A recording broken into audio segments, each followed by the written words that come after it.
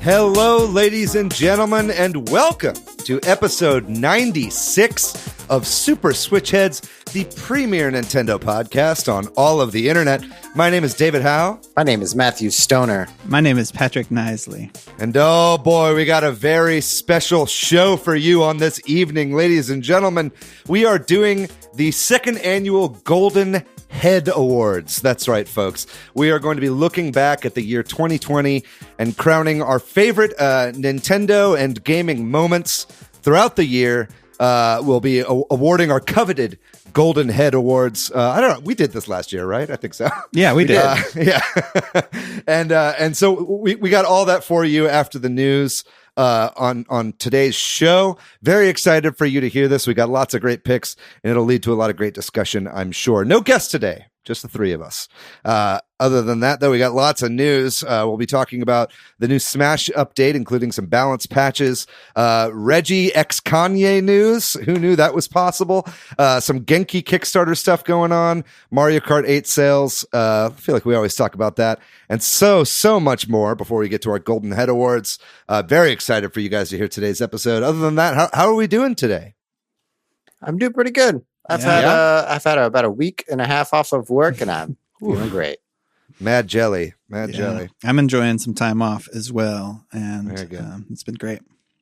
Very good. Yeah, I have not had time off. I mean, I've had some. I had like Christmas and Christmas Eve off. I got some other days off this week, but doing little bits here and there makes the work week feel like it's not a work week at all. You know what I mean? It's like a strange mirage, especially because I'm clocking in from home. It's just like, what even is this? Well, like during the first rather large chunk of of 2020, I was like hesitant to take time off because it's like, well, I'm already at home. We can't do anything. What are we going to do? Right. And then I think I did it eventually. I was like, oh, that's really nice. Yeah, and that's what I'm learning right now. But I had a lot left up to use at the end of the year, so I had exactly what you're talking about, like a 4-day week, then a 3-day week, then a 4-day week, and it was really nice. Totally.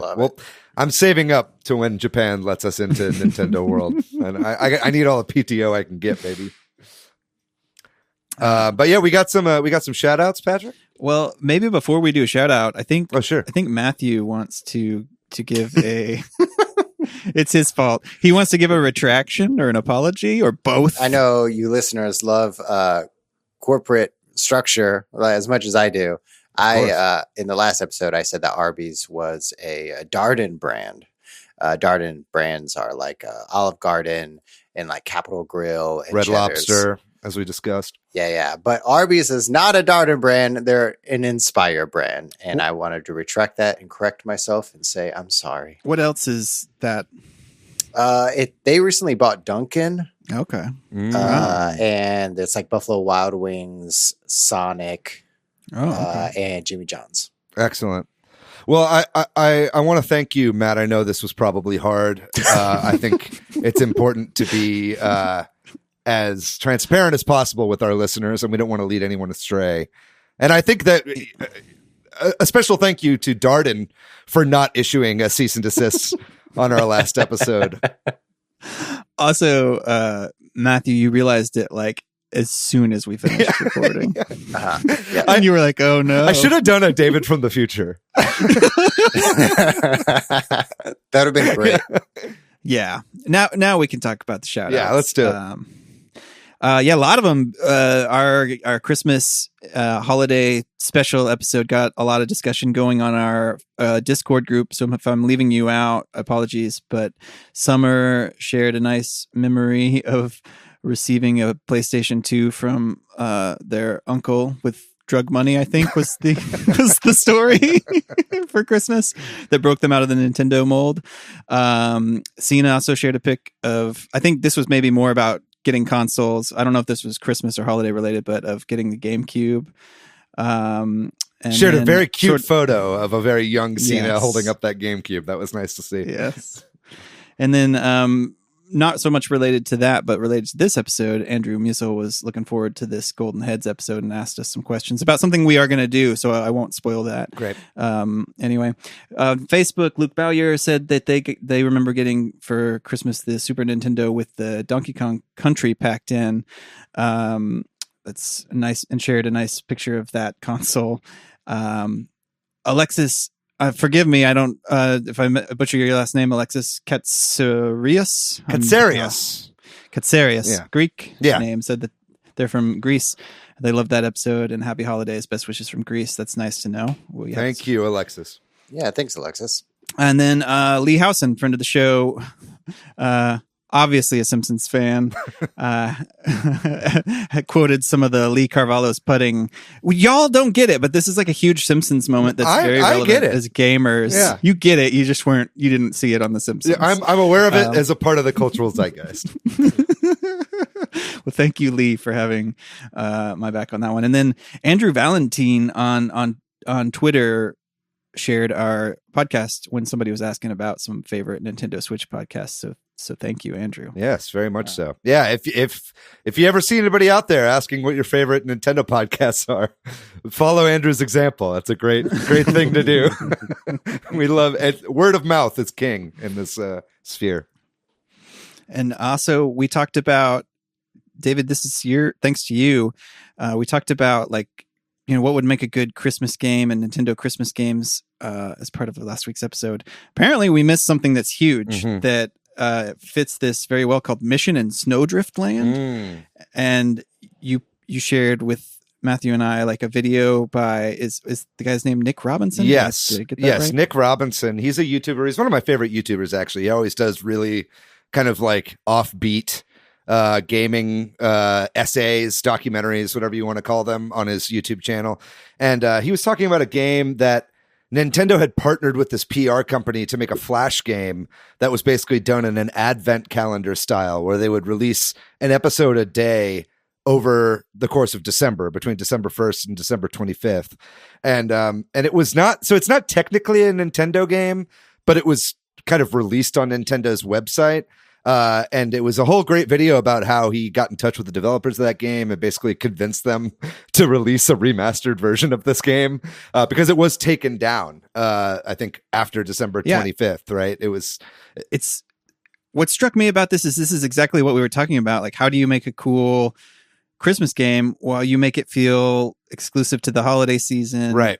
And then the whole advent calendar thing just makes so much sense too, to add to that feeling of it's right now and then it goes away. Right. Yeah. And I don't know. I think they did a good job with making a Christmas game that wasn't overtly Christian, right, or religious, right? It's just using the time of the season and the theming of it.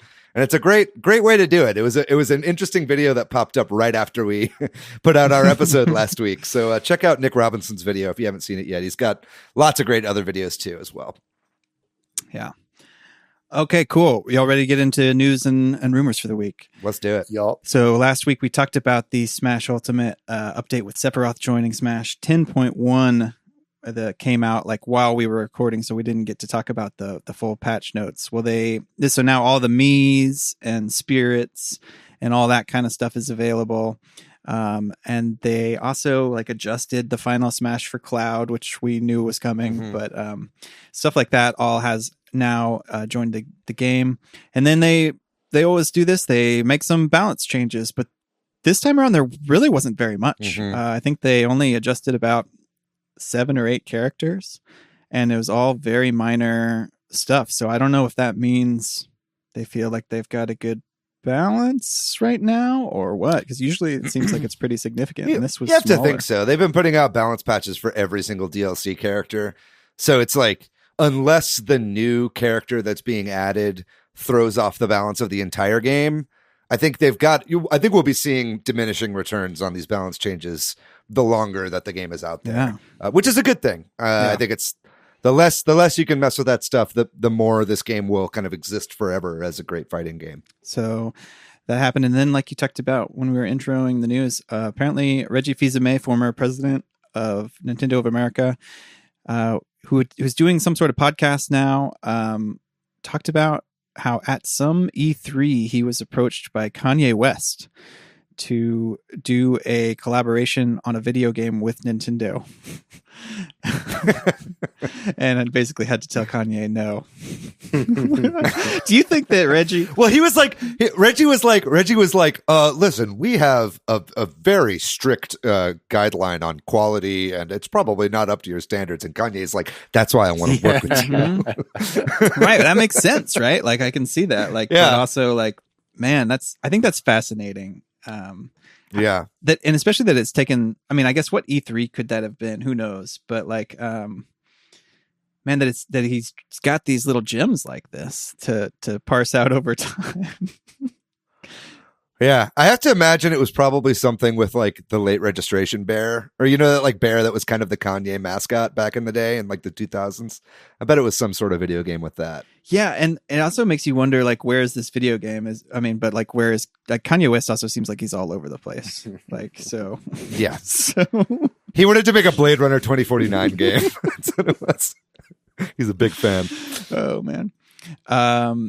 So these things called, I guess it's a company, maybe Nintendo's partnering with these Starlight Nintendo Switch gaming stations. This is something I think we maybe even talked about last year, that Nintendo is putting these sort of in hospitals. They're putting these gaming stations for children's hospitals to, I guess for kids that are in the hospital for various reasons to have some joy, spark some joy there.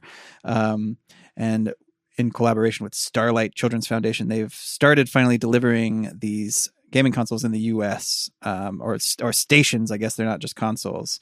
Obviously, this is kind of a tough time to probably be doing that, but also maybe a good time with I imagine. For sure. So that's cool to hear. Some good, positive Nintendo news.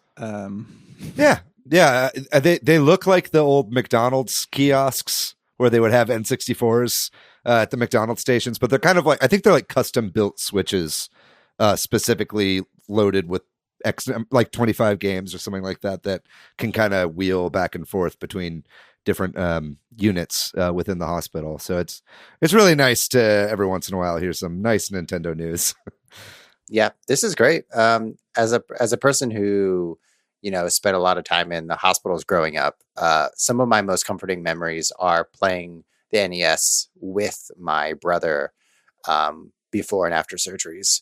I remember playing Castlevania on like a TV that was on like a cart, but I was always afraid the cart was going to fall over.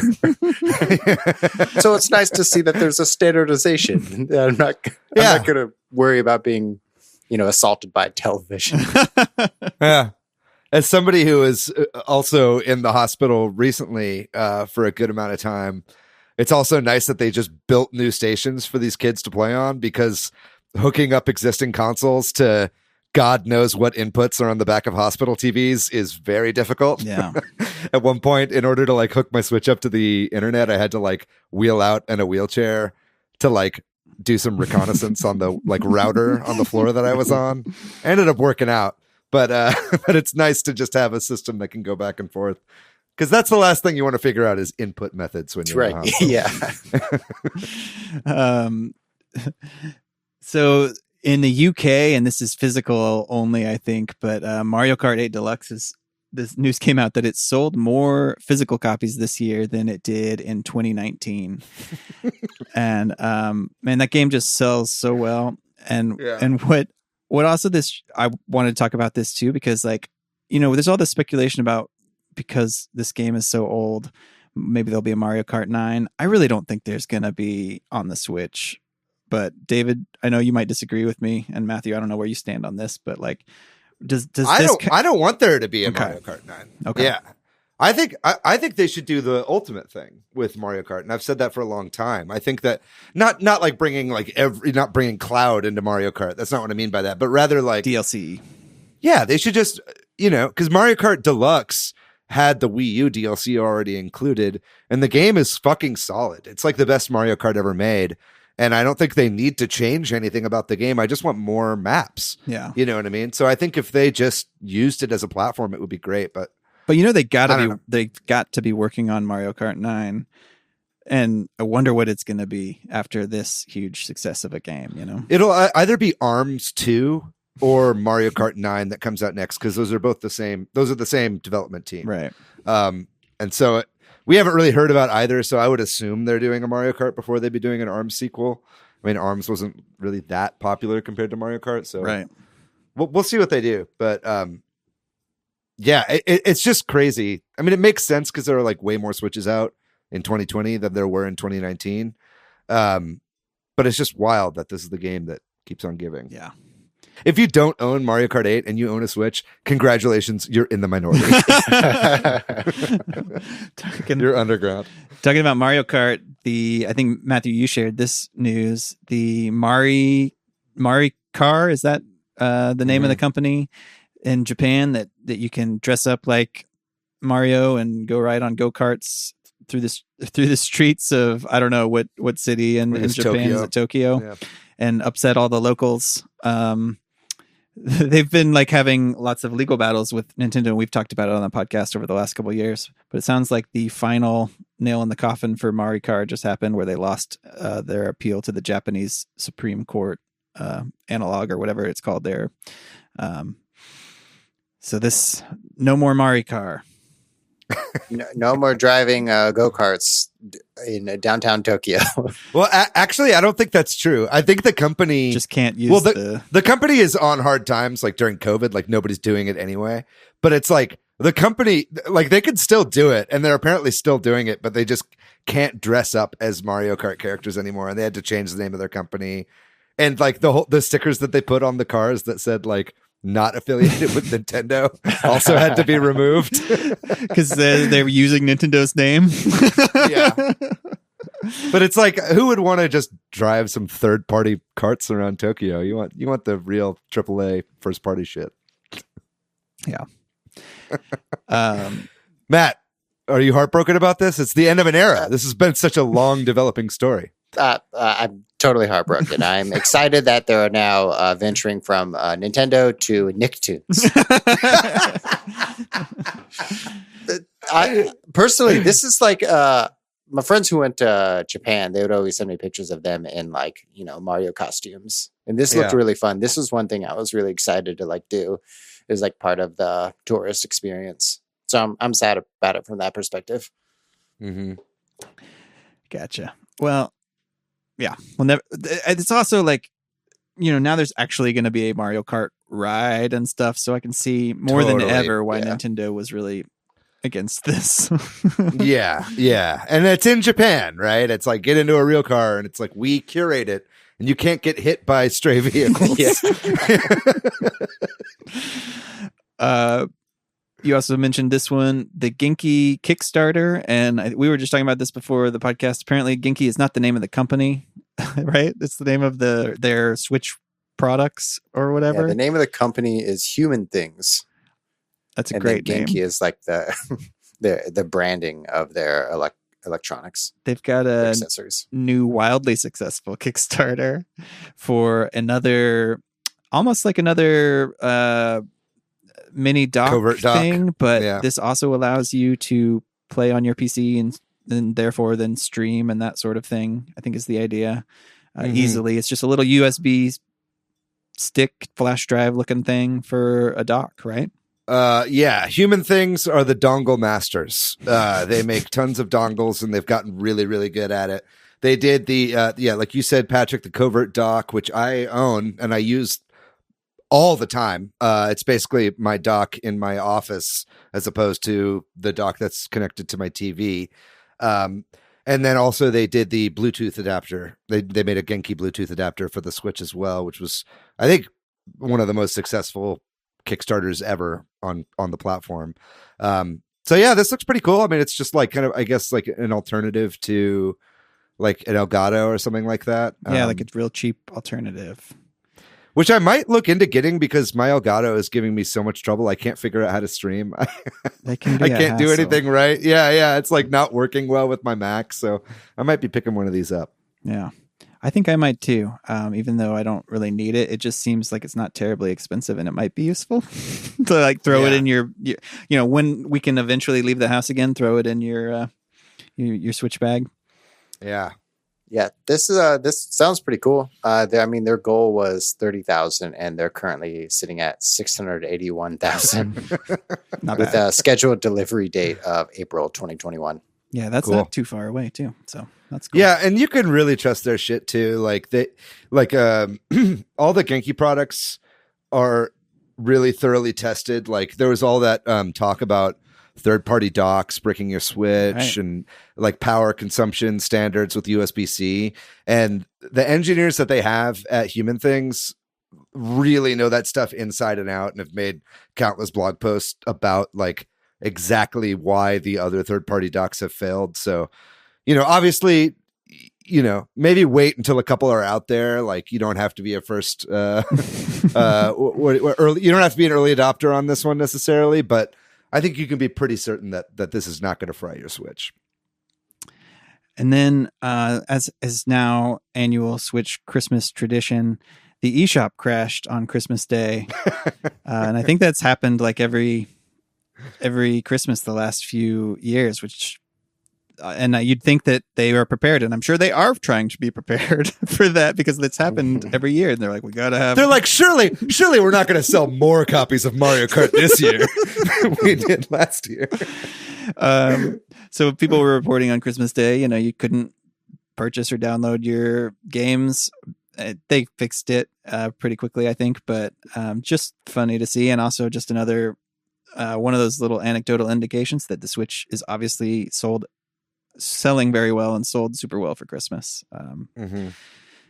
This reminds me of whenever Game of Thrones was at its peak, trying to watch new episodes on HBO Go whenever they would come out, and it would just be buffering like crazy because everybody's watching, and it's like, dude, HBO, fix your servers, man. Don't you know? You know the show is popular. Yeah. And kind of leading us into our main topic here, a couple quick things. Nintendo today, the day we're recording this, put out, I think it was today, a list. It's not like they put out a list. They put out a video of the best-selling indies of 2020. And so I don't think we know the order or anything like that. But I think there's about 15 or so games. And some non-surprises in there of like Hades was on the list, and then some interesting ones too, like Super Mega Baseball 3 is on there. I've heard that game is great, and I haven't played it yet. Yeah, it makes me interested. Obviously, if it's selling that well, it must be. A lot of other games we've talked about: Streets of Rage 4, Spiritfarer, Moving Out, Ori and the Will of the Wisps, and also a shout out to our friends at Devolver Digital. Carry On. I'm feeling really weird about saying that out loud. Carrion. Carrion. It rhymes with Marion. Because, there's that song from The Music Man. Right. You know that song, right? Oh, yeah. I love The Music Man. Till her body has turned to carrion. Madam Librarian. Hey, man, it's our fucking end of the year episode. Let me sing with The Music Man, all right? Do it, dude. I just don't know what to sing with you. Oh, what can I do, my dear, to catch your ear? Anyway, let's move on. Some games that came out recently too, like Sakuna of Rice and Ruin. So also on there of note, as for David, I know you were praising this game. Crosscode is on there. Oh yeah, I was very happy to see Crosscode crack the top 15. Yeah. So and then the last thing that we're going to talk about is they did this last year too. There's some slight tweaks to it. Nintendo put out this, your year in review that like Spotify and other places do, where you can see some stats about your use on the Switch. Apparently this is only in the US and Canada, which I think people in other parts of the world were upset to see. Well, that's because in the US, anyone can collect our data. Yeah. And then but in Europe, they have GDPR. Well, they've got to be collecting some of this data, right? Like, I mean, right. So, but maybe the laws prevent them from using it for marketing. Yeah, exactly. Right. Which is what this is. Yeah. We are the platform sharing with our friends how much we played. Giving them FOMO. But you'd think maybe other regions... I love this, though. Yeah, I know. Yeah. You'd think maybe other regions would get this. I don't know. But it is super cool. It's also like we should all have access to this all the time. And it's frustrating that this is the way it's done. They're following that Spotify model, right? And they do the year in review, and that always gets tons of social media engagement. So I get why they're doing it for sure. Well, yeah, and it was fun on the Discord. We're all sharing this, and it's fun to see what everybody's got and that kind of thing. Yeah, makes it more of an event. What were y'all's numbers? Well, opening it up right now because it's changed a little bit because they put this out almost a week ago roughly. And so my hours right now, and this is great, my hours are presently 777. I got lucky sevens. Woo! Dude, 7 is my favorite number, dog. Wait. So does it live update? It must, because I didn't have 777 a week ago. I gotta pull this up. Yeah, it's right there if you want to click on and see what happens. Great. If you're logged in, that is. David, I'm curious the number of games you've played.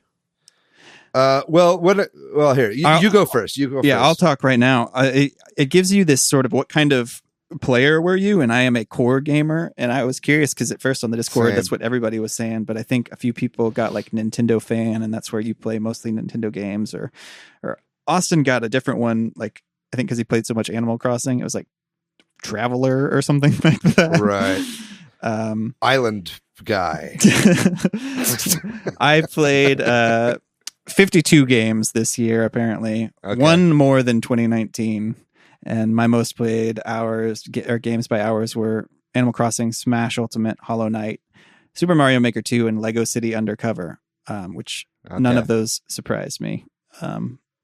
Because we play a shitload of Lego City Undercover in this house, and I don't really talk about it a lot on the podcast, but we do. We do it. Oh, okay. It looks like I gained 1 hour since I took screenshots and one additional game. But it looks like I played 1,152 hours of my Switch. Wow. Last year, and I played 105 games. Oh my God, David.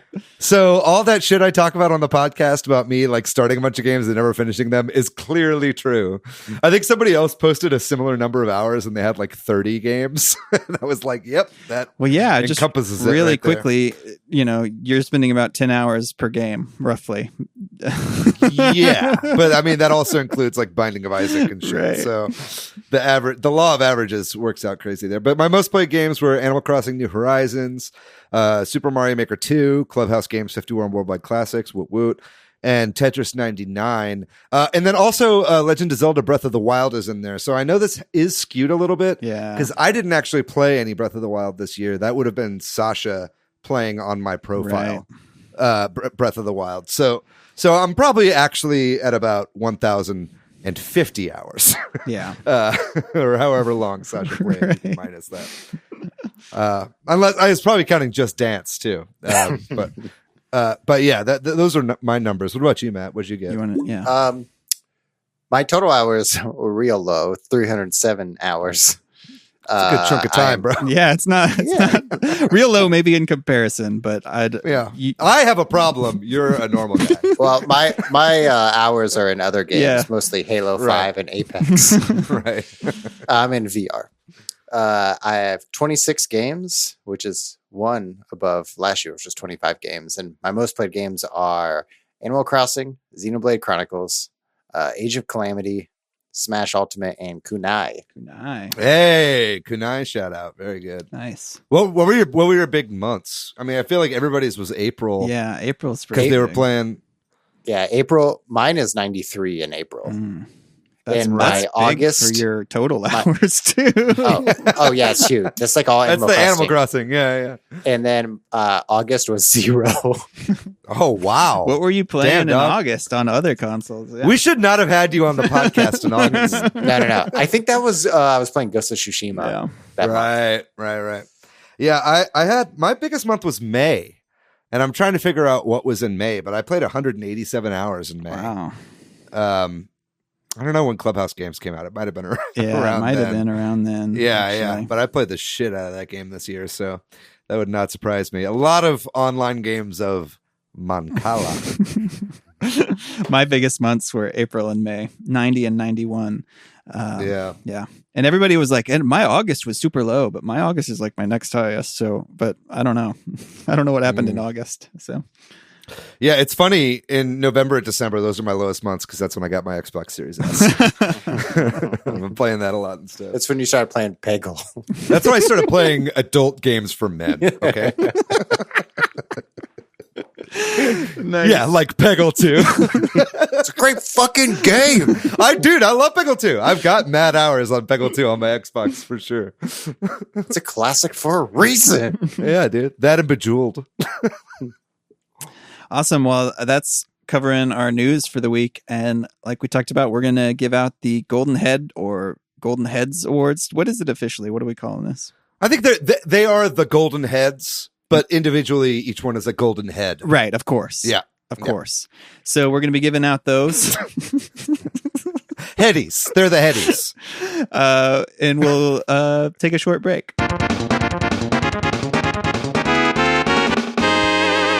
So it's the end of the year, and this week we are giving out the Golden Head Awards. Similar to last year, we're going to be going around in a circle, and for various different categories, we're going to be giving out our pick of the best game in that category. And just like last year, we're focused. This is a Nintendo podcast. We're focused on the Switch. So for most of these categories, we're giving out awards for games that came out for the Switch this year. It might be a game that came out on a different platform previously, but it came out in 2020 on the Switch. Right. And in addition to that, games that might have come out on the 3DS or on mobile that are Nintendo games are also eligible, but you might not hear a lot of those. Yeah, UFO Catcher is number one.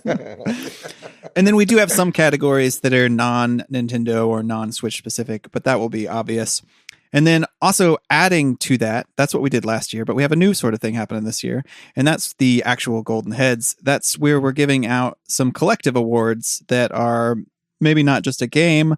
They're more creative awards, and we're going to kind of be sprucing those throughout. So hopefully, as a listener, this will make sense when we go around in a round table, what we're talking about versus a sort of group award where we're going to list out the Yeah.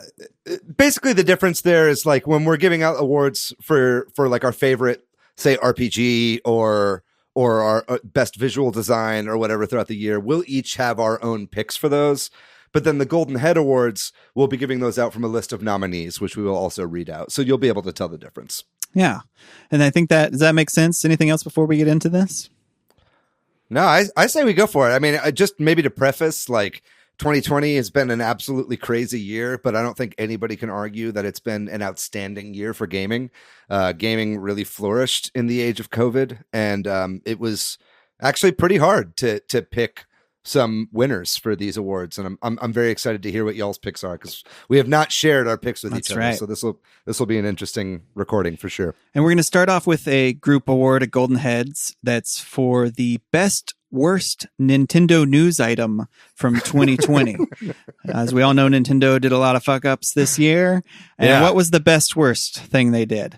Let's read those nominees. Nominated this year was the hashtag Free Melee, Nintendo Ninjas Confirmed, Etika Joy-Con Scandal, and limited editions of digital releases, and finally Joy-Con Drift. Which is the second time it's being nominated. So a lot of shitty things, but the winner of this Golden Head goes to limited editions of digital releases. How Agreed. Shame on you, Nintendo. Yeah, shame on you, Nintendo, for all of these. Yeah. Much deserved. Definitely this, I feel like, has been a banner year for Nintendo making terrible PR decisions. Definitely not the first time Nintendo has made terrible PR decisions. I mean, we could do an entire episode of Nintendo's PR failings, but I felt like every month there would be a new news story about why Nintendo sucks. And it was very hard to pick between these. But we did. We did. Don't make your games disappear on March 31st, Nintendo. Yeah, especially digital games. Yeah. Doesn't make sense. We want to give you our money. Our first Golden Head Award goes to Nintendo trying to emulate the Disney Vault. Okay, so now we're going to do a award for the best Nintendo first party. We're starting big here. So what was the best or exclusive? What is the best 2020 Nintendo first party or exclusive game? We'll go around here. Anybody want to share theirs first? I'll go first. Animal Crossing New Horizons. Mm-hmm. Very good. Mm-hmm. Very good. Why did you pick that for your favorite Nintendo exclusive? It just came out at the perfect moment. It was culturally significant. It came out as soon as the lockdown was happening. Everyone was playing it. At least it felt like that on the internet and in friend groups. And for me personally, I've never played an Animal Crossing, but it instantly hooked me within a couple of hours. And I loved going to people's islands and seeing their designs. I loved getting all of the custom designs from the internet, scanning QR codes. Love QR codes, man. Come on.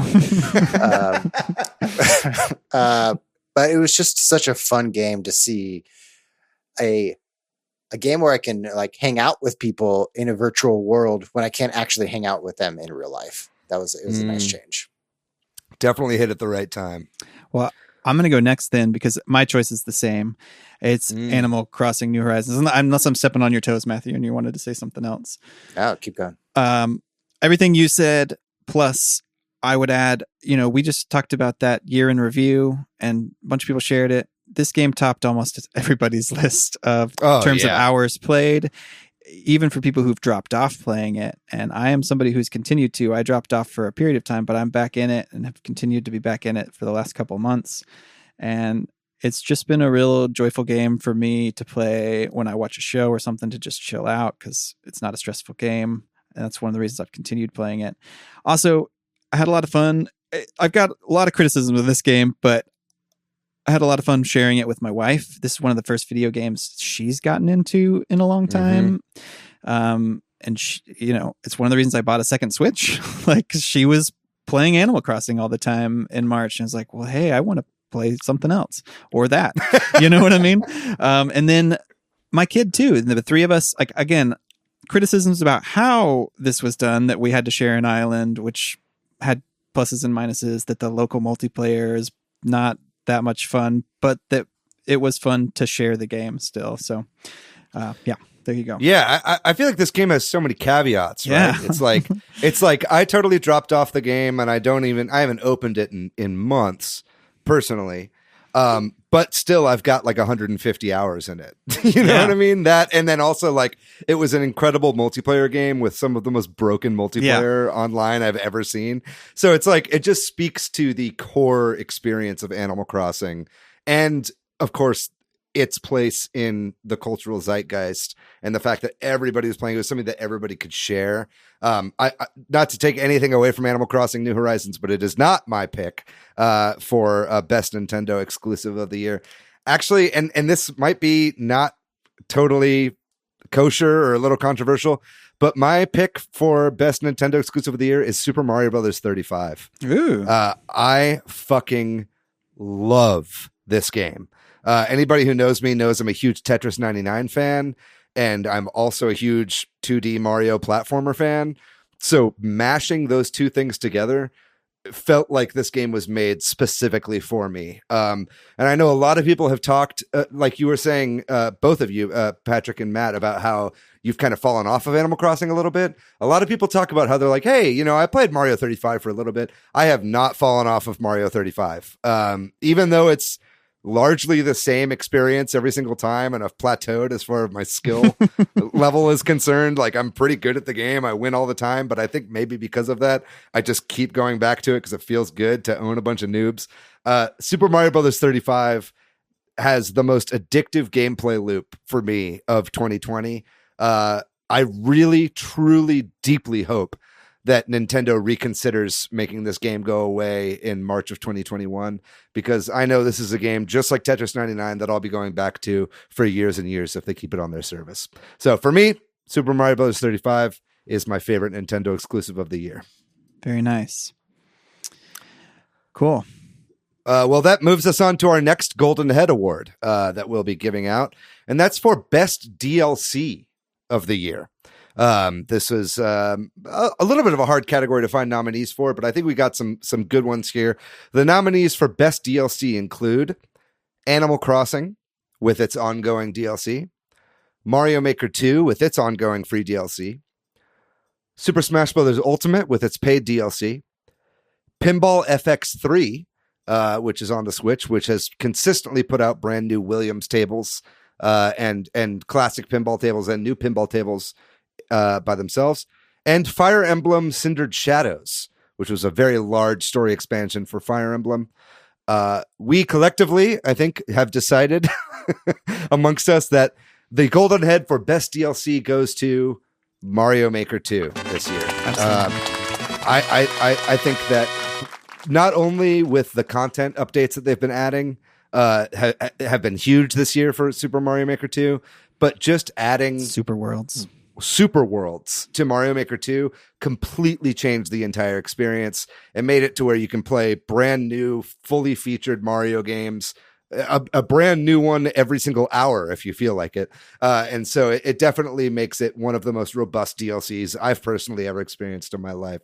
And so for that reason, Mario Maker 2 wins the golden head for best Nintendo DLC of the year. Absolutely. There is some great stuff in, just aside from that too. All the Koopalings, right. Other great stuff. I love that game. I feel like maybe Smash would have taken it if it was free DLC for the characters, right? But the fact that Mario Maker 2 added this huge amount of support for free really made it tip over the top. Yeah, Sakurai thought he could buy our love, starting with a Byleth and destroying the community, and then buying us with Sephiroth, and it almost worked. Yeah. Super close. Maybe release, Spyro for free, Sakurai. Maybe we'll be on your side. Cool. Well, then going back to the regular awards, we're going to now talk about best indie game. So again, this is best indie game from 2020 that came out on the Switch. Anybody want to go first? Patrick, you go. I'll go. This is a tough one for me, and I guess I'm going to give. This is probably cheating, but I might give a tie here. And y'all, if y'all need to make me pick one, I'll pick one. But the two games that came to mind for me are A Short Hike and Kunai. In terms of indie games that came out, actually, A Short Hike technically came out last year on other platforms, but it came out this year on the Switch, so it's kind of it's eligible for the award. Yeah. And if I have to pick one, I might pick A Short Hike, though. Even though I spent more time on Kunai and that kind of thing, and it's more typically my type of game, I think A Short Hike for me, and I know this is just for me, was a real breath of fresh air in terms of gaming. This was before I played it actually on PC this year, before Animal Crossing came out, and it was just such a wholesome, fun game. It's also like just nice to play a short game every once in a while where the pressure is off and that kind of thing. So that's my pick. Yeah, I mean, it's funny you call it a breath of fresh air because I've heard a Short Hike compared to a cross between Animal Crossing and Breath of the Wild. Totally. And it really does feel like that, where it's got this kind of, it's like a faux, it is an open world. It's not a faux open world. It's like a small open world, right, but with that kind of top-down isometric perspective and the fun animal characters that you would find in Animal Crossing. It really is a spectacular, one-of-a-kind experience. Yeah. Did you played A Short Hike, right, Matt? No, not yet. You should. Oh man, yeah, you totally should. It's in my backlog. I'll send you the I'll send you the game on Mac. Thanks, too. Appreciate it. I'll go next. Go for it. Hades. Oh, that's definitely that's got to be on a lot of people's lists. Yeah, I think playing Hades and similar to Animal Crossing, I never really played a roguelike or a roguelite.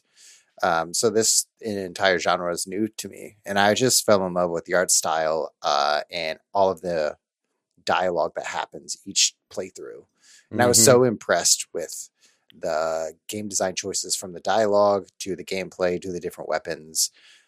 I just had such a fun time with it. I mean, it's a beautiful game and beautiful hand-drawn art. Yeah, my choice is also Hades. Hades is beyond impressive for what it is. I think, you talk about a lot of AAA games and the amount of voice acting that's in those games, and you put it up against an indie release like Hades, and it just dwarfs so many AAA games, right? It's like the amount of story and character they were able to build into a roguelike is crazy.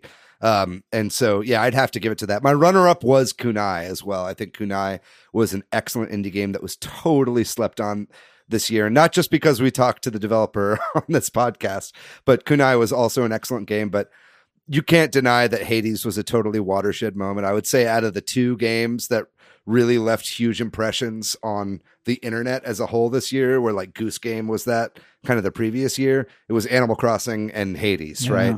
And so you can't fault anything on Hades for that. And I think that definitely deserves indie game of the year for sure. Very nice. And it's a Nintendo console exclusive, so we got to give it to Hades. Yeah. Moving on from to a Golden Heads award, I would like to give the nominees for the best Disney Tsum Tsum minigame. If you're a longtime Switch head, you know everyone in the community loves Disney Tsum Tsum Festival. Right. We would like to give Disney Tsum Tsum Festival was the game of the year 2019. Yeah, and 2018 before it existed. The nominees for best Disney Tsum Tsum minigames is Ice Cream Stacker, Curling, Coin Toss, Tsum Chase, Spinner Battle. And the winner is the tough one. This is the tough one. Ice Cream Stacker. Ice Cream barely, Stacker. barely. If you're wondering, I feel like Patrick maybe disagrees with this one. Well, that's why there's three of us. There has to be a choice. Patrick? Well, it would have been curling. All right. But look, both cold themed. I'm very happy for there's three of us. That's why we have an odd number of people, so we can break these ties. And cool. We're gonna quickly give Ice Cream Stacker a chance to give its acceptance speech. Everybody play Disney Tsum Tsum Festival. It's on sale for $20 right now. I don't know the game of a generation. I don't know that I really recommend it. No, it's not a great game. Chris McKeever would disagree. Yes, he would. Yeah. Well, then we should move back to our pick for best music in a 2020 Switch game. So who wants to go first on this one? I'll go first on this one. I feel like maybe y'all might have similar answers, but my pick for best music of the year has got to be Paper Mario: The Origami King.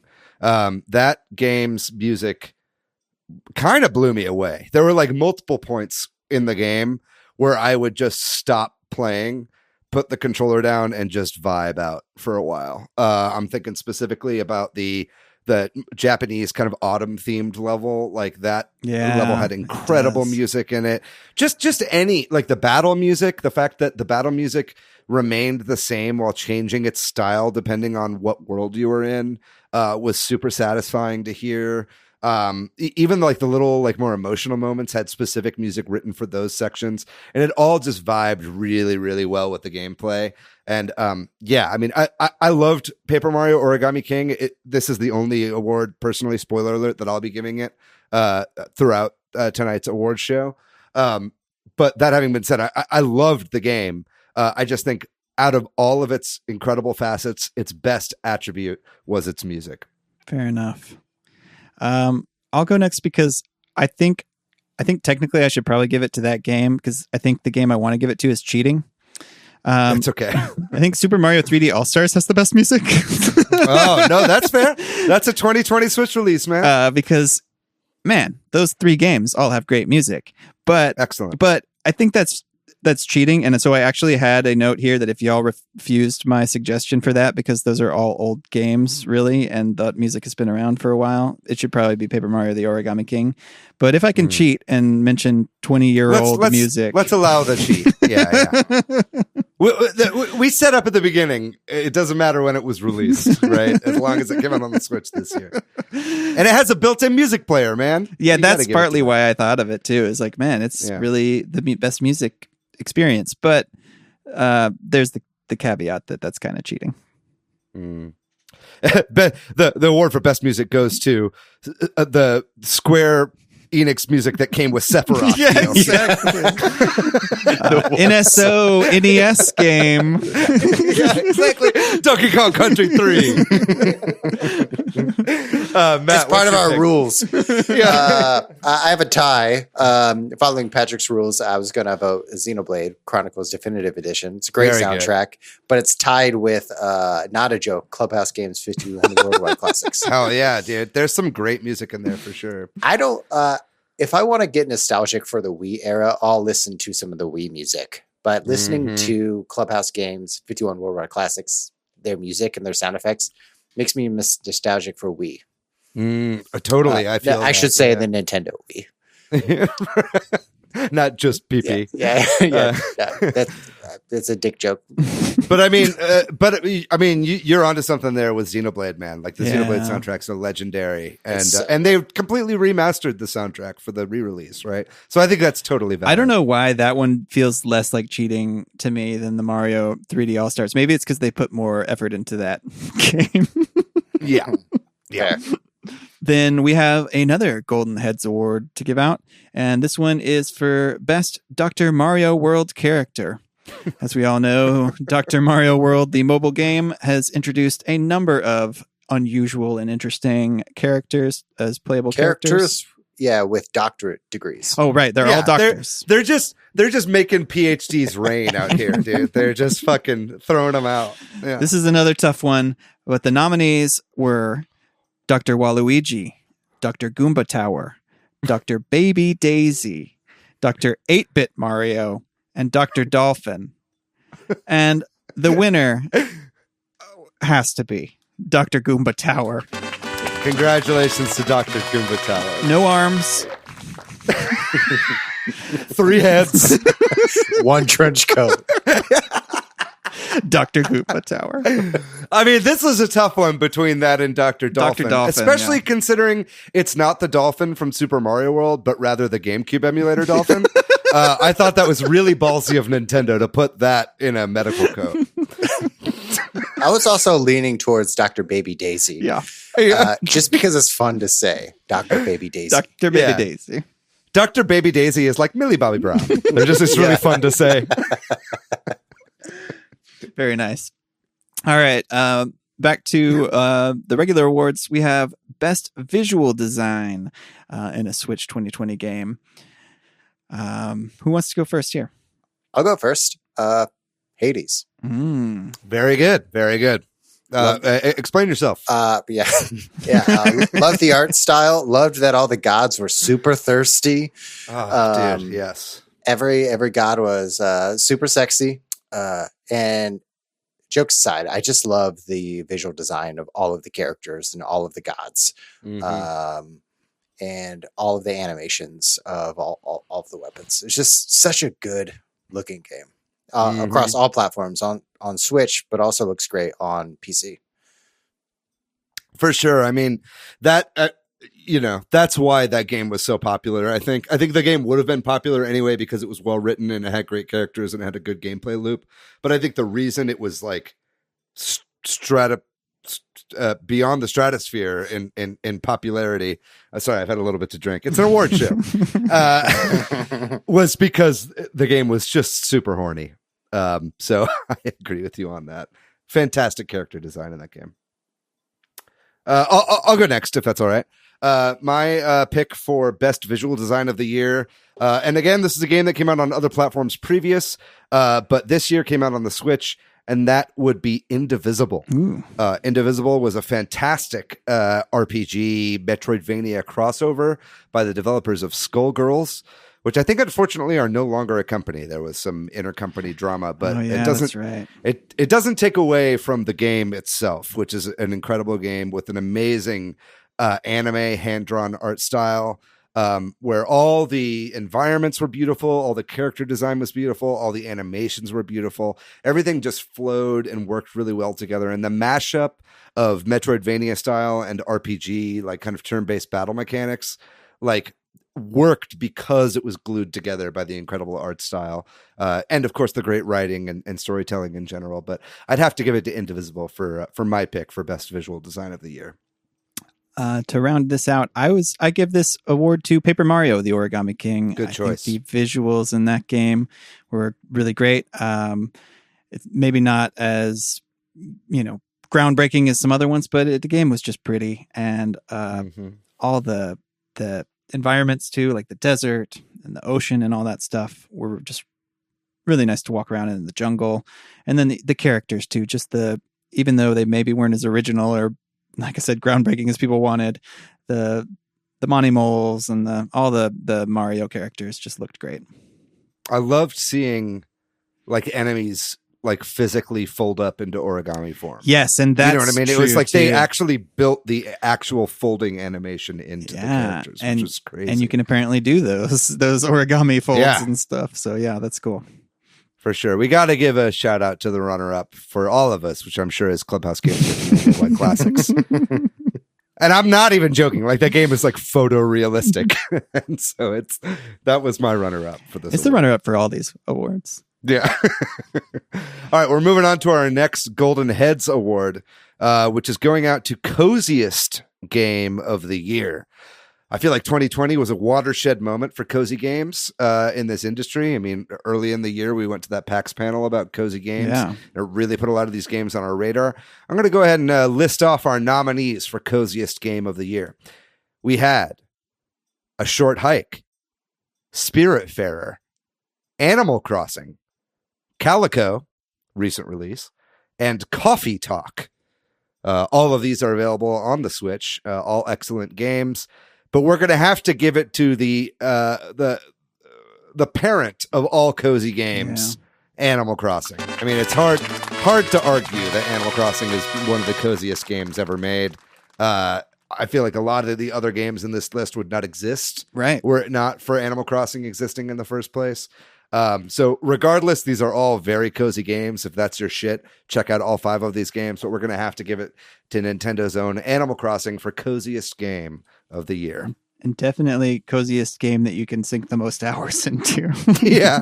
Coziest game with the most cozy replay value. So next we're going to go through some genres on the Switch. Maybe we'll do these sort of a little faster. We've got 3 genres that we're going to list off, and we'll just go around in a circle. So we're going to start with multiplayer. Best multiplayer game that came out on the Switch in 2020. I'll start at this one off.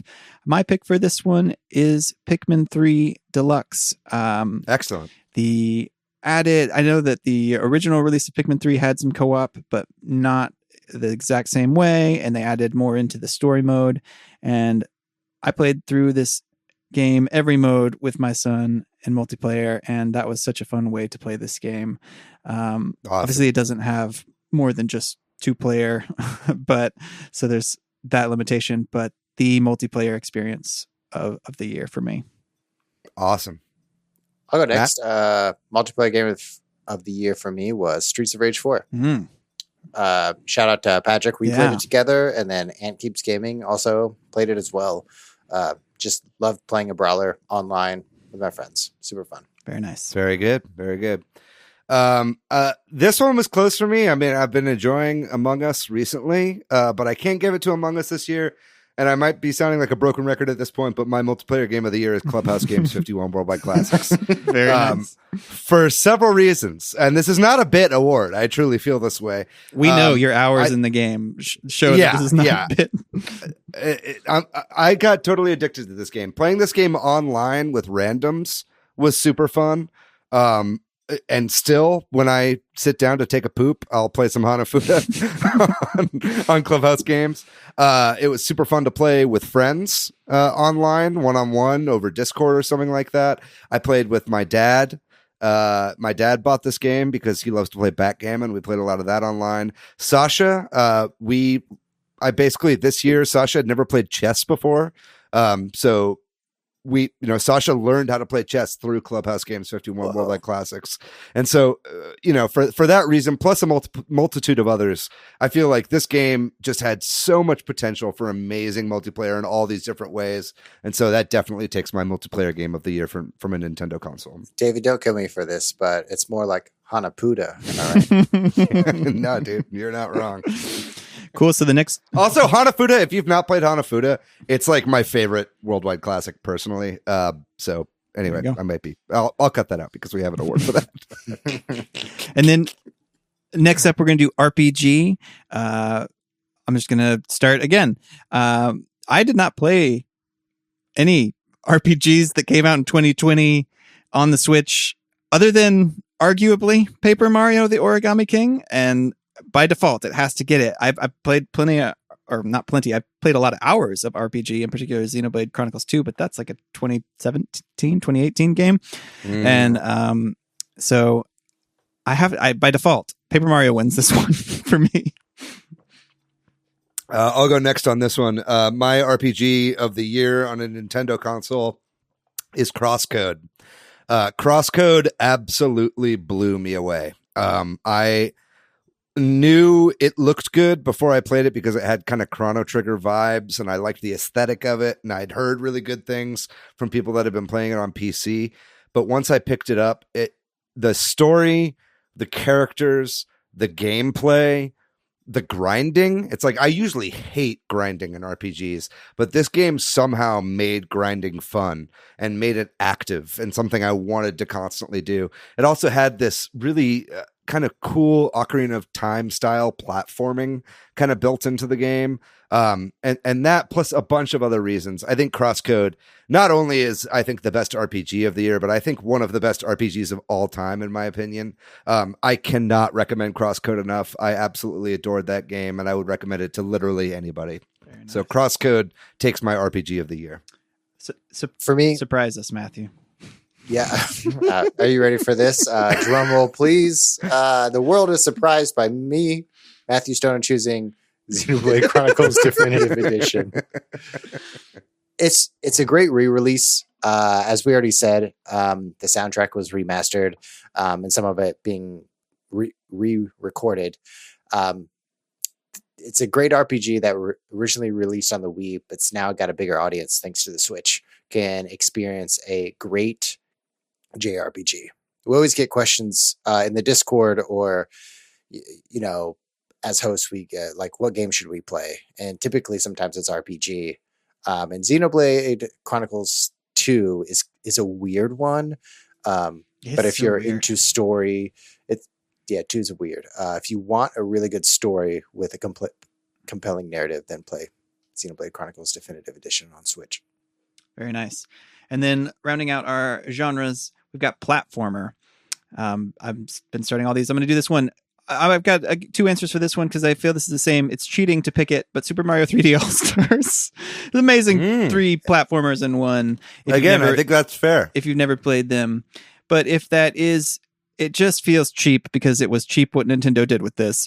So I'll also say Mario 35. I think that also sort of a re-release, but a fresh take on it. With some interesting changes that they did not do for 3D All-Stars. So I also realized I didn't play a lot of new platformers this year, but I love platformers, and so I'm stuck with Mario there. Me too. I'm stuck with Mario because my choice is Super Mario 3D All-Stars. Very good. I mean, you can't. It's such a. If you've never played these games, it's such a bang for your buck. Yeah, and you non-stop, and hurry up great because as we know they won the award. Right. Mine goes to Donkey Kong Country 3 on NSO. No, I'm just kidding. I'm giving my platformer of the year to Kunai. Ooh, okay. I think Kunai had some of the tightest 2D platforming control I've felt in a very long time. I thought the game felt incredibly polished. I felt the movement in the game was so much fun, and that's what you want in a 3D or any kind of platformer, right? It's like good, solid movement and controls. And I thought Kunai had some of the best of that out of the entire year. Again, super sleeper hit. If you haven't played it, you absolutely must play Kunai, especially if you're a fan of Metroidvanias. Yeah. If you like Hollow Knight or anything like that, it's just totally. Experience. Yeah, I would really recommend that. Spelunky 2 would have taken my platformer of the year, even though it's a roguelike, just because I think the Spelunky control platforming is, bar none, some of the best ever created. But that's not on a Nintendo platform yet, so maybe that'll win my best platformer next year. But this year, I got to give it to Kunai. Yeah, Kunai is such a great game. Yes. Excellent stuff. It's so good. We have an episode 49, when we have a developer interview with a developer from Kunai. Very good. Check it out. Our next award is another Golden Headz. A Golden Head. And the award for Best Game to Bully Me, Matthew, into playing. And the nominees are Fire Emblem 3 Houses, Very good. Fire Emblem Three Houses. Ooh. Fire Emblem Three Houses and Fire Emblem Three Houses. I wonder what will win this one. And the winner of the best game to bully Matthew into playing is Fire Emblem Three Houses. So how's it coming, Matthew? So how's it coming? I've not played anything. Stop bullying me. Matt, you would love it, man. You would love Fire Emblem Three Houses. What are you doing? Tell me why I would love it. Hey, listen here, you big fat fucking loser. You gotta play Fire Emblem Three Houses. Fine, I will. No, I'm kidding. You're not a big fat fucking loser. You're the most fuckable Switch head, and you should absolutely play Fire Emblem Three Houses. I will. I'll play. It's my 2021 goal. Shooting high. Yeah. By the end of next year, when we're giving away the golden heads again, I'll play Fire Emblem Three Houses. Very good. That's fair. That's fair. All right, we have some individual categories where we're each going to give out an award specific to us, and so we're moving away potentially here from Nintendo platforms. This is a little more open. So, David, do you want to start us off with your category? Yes. My category last year was best puzzle game, which I think I gave to Picross. But this year I decided to do a different category. And this year I decided to go with the best roguelike game. I felt like there were tons of great roguelikes that were released this year. Obviously, the great Hades, which everyone has heaped tons of praise onto. I think, the majority of people that I've heard say that they love Hades generally are like, I usually hate roguelikes, but I love Hades. You know what I mean? But I love roguelikes. So it's like, it's easier for me to overlook like a lack of story or narrative or character development in a roguelike. I'm all about gameplay loop. And not that Hades didn't have a great gameplay loop, but I just thought there were better games. And then some of you might even think that I might pick Spelunky 2, which is an incredible roguelike, if not one of the best roguelikes ever made.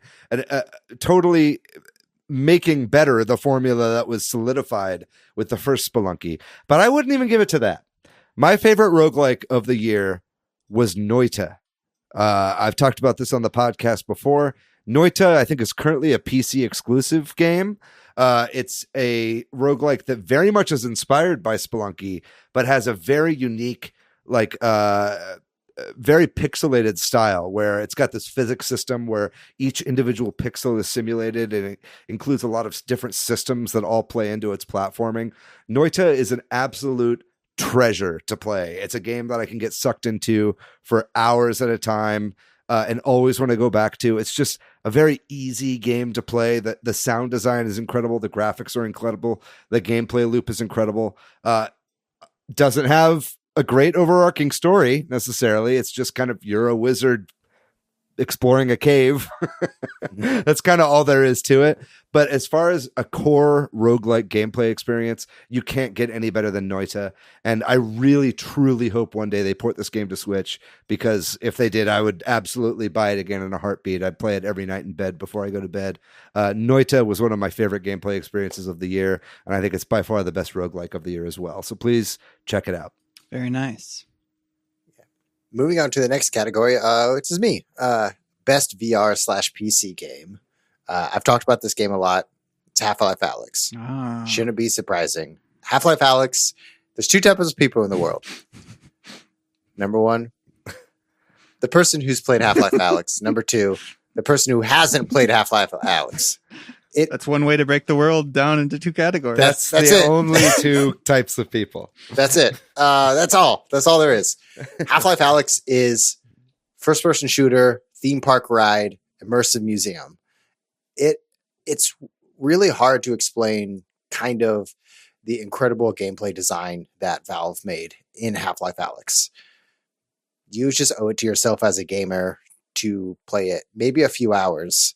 You don't have to play all of it, but just to experience some of the levels and the way they utilize some of the mechanics for a first-person shooter and grabbing objects with this gravity glove. It's crazy, and it blew my mind, and I still think about it all the time. It's crazy that we got a Half-Life game this year, too, as well. Yeah, and a VR game with, VR has such a small 2% installation base or something. I know. Yeah, I think there's a whole. If only they could port it for the Quest. You know what I mean? There's a whole conversation there about VR and this game and stuff that I want to get into, but we should probably not. Yeah, and now's not that. This is an award show, Right. Yeah. So we'll do my category, which is best game to play with a small child. My son was 5 years old for most of this year. He's 6 now. But so best game to play with 5-year-old that I played was, you might think it might be Animal Crossing, but no, that game is terrible to play local multiplayer. I don't care what age. Yeah, he you are. sounds like a monster on an Animal Well, but Crossing also just the island, local multiplayer and Animal Crossing sucks. And it Right. could be so much better. And you might think that it was Paper Mario the Origami King, even though it's a one-player game. We had a great time playing it, but I had to read every fucking word aloud because he can't read. And that's a lot of text. Yeah. And so A lot of puns he probably wouldn't get either. not a surprise since I said it was my best multiplayer game. Pikmin 3 Deluxe. Such a joy for the two of us to play through. We played every mode. We played against each other. We played together. We did all the side stories. We haven't really returned to it, but that time that we had on that game was great. And he drew some great Bulborb fan art and stuff when we were in the middle of that, which is great. He cried about the Pikmin and how are they going to live after all the, after Olimar and all them leave. So we had some nice conversations around that game. Great experience. Very good. Very good. And then now we are moving back to another Golden Headz award here. This one is going to the most entitled gamer group. I think on the so we've got a lot of nominees here. The Cyberpunk subreddit, the Mario 3D All-Stars complainers, the Gamergate Last of Us haters, the PlayStation community. And the Toxic Console War gamers. We had, this new next gen, and along with that always comes a lot of stupidity. So a lot of entitled, spiteful, terrible gamers this year, but we have to give the award to the Cyberpunk subreddit. Yes. Please, God. What a But debacle. Throw them all into the sun. Because, yes. They defended it. Surely. They defended it, and then they turned against it, and then who are these people? They're like, listen, you can't romance every single NPC in this game. This is a 0 out of 10 gameplay experience. It's like, what did you think was going to happen? It's still a game made by human beings. It's not going to have every feature that you had in your head canon. All the meltdowns of people who were like, I broke up with my girlfriend to play this game, and then it turns out to be a broken mess. Looks like I was breaking up with myself this whole time. No, yeah, I mean, the game definitely has its issues, but like, please, can we just make a subreddit where people just post funny things and cool things that happen in it? That's all I want. All right. Anyway, we can move on. Cool. So also, another thing is Super Mario 3D All-Stars should have been a better game. Yes. Right? Should have had more work put into 100%. it. But I think that the haters of that game are such hypocrites because throughout the last 3 years, you've heard so many people be like, listen, if they just straight up dropped Mario Sunshine on the Switch, I would pay $60 for it. And then they did that bundled with 2 other like A++ incredible games. And they were like, they should have done more with this. And it's like, bro, who are you? David, I couldn't invert my camera. You can now. That should have been best DLC of the year. That should have been in Golden Heads for sure. Or like worst Nintendo decision. So we're gonna now move on to some more broad categories here. We're gonna another ones we should probably go through a little quickly here. Right, these are non-Nintendo games, or not specifically. Yeah, they could be, but not necessarily. Though some of them are also not. So best non-2020 game played in 2020. So that is to say, best game that didn't come out this year that you played this year. David, do you want to give us yours, or Matthew? You seem excited there. Somebody, I'm sorry. Oh yeah, Matt, you go. Yep. Detroit Become Human. Ooh. Oh, I played it with my girlfriend. Man, if you've never played a Quantic Dreams game, it's a choose your own adventure game. But it's such a good game to play. The narratives are great. We got the good ending where the androids win. Spoiler, bro. Well, there's androids. There's multiple endings. And there's like We got the good ending 30 where they dream of electric sheep. And Yeah, it was really nice. all of that. It's a game you can actually, I feel you can play with another person because you can kind of debate on what choices you're going to make because the choices affect the story. And it's great. Loved it. David, what about you? Great stuff. My best non-2020 game played in 2020 is Lonely Mountains Downhill. That's a game that I actually discovered on Game Pass. I think I was aware of it and interested in it when I'd seen it on the Switch. I think it released last year. But it wasn't until I got Game Pass that I actually played it for the first time. And man, that game totally knocked me on my ass. I wasn't expecting it. It's such a quick pick up and play game that's like simultaneously cozy and totally anxiety inducing. It's got, there's no music in the game. It's all just the sounds of this mountain that you're like biking down. It's got this great vibe, wonderful graphics to it. It's just a really, really addicting game that's super fun to play. And yeah, it's on Game Pass, but it's also on the Switch. It's on a lot of different platforms. It's a little indie game, beautiful experience. I really recommend Lonely Mountains Downhill if you haven't picked it up yet. Very nice. I am going with Hollow Knight.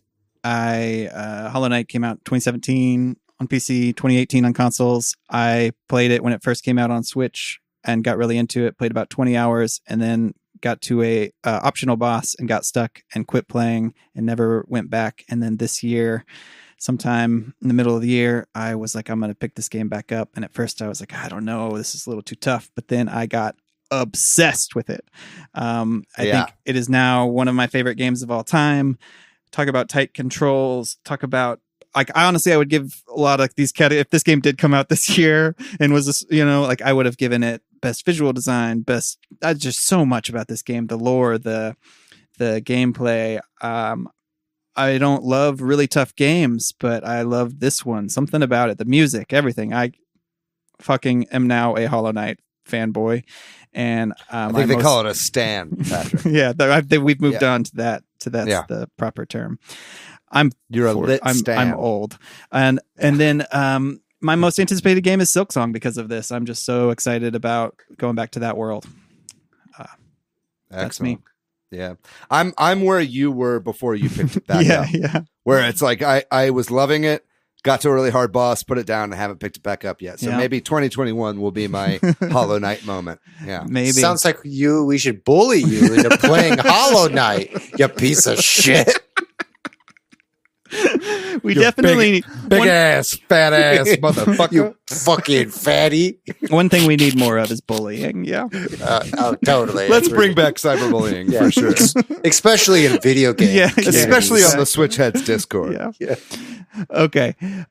So how about best not on Switch game that came out this year, or best game you played not on the Switch, or not on Nintendo platform for this year? I'll start with this one. It's Cyberpunk 2077 for me. I am absolutely in love with this game. It's everything I wanted it to be.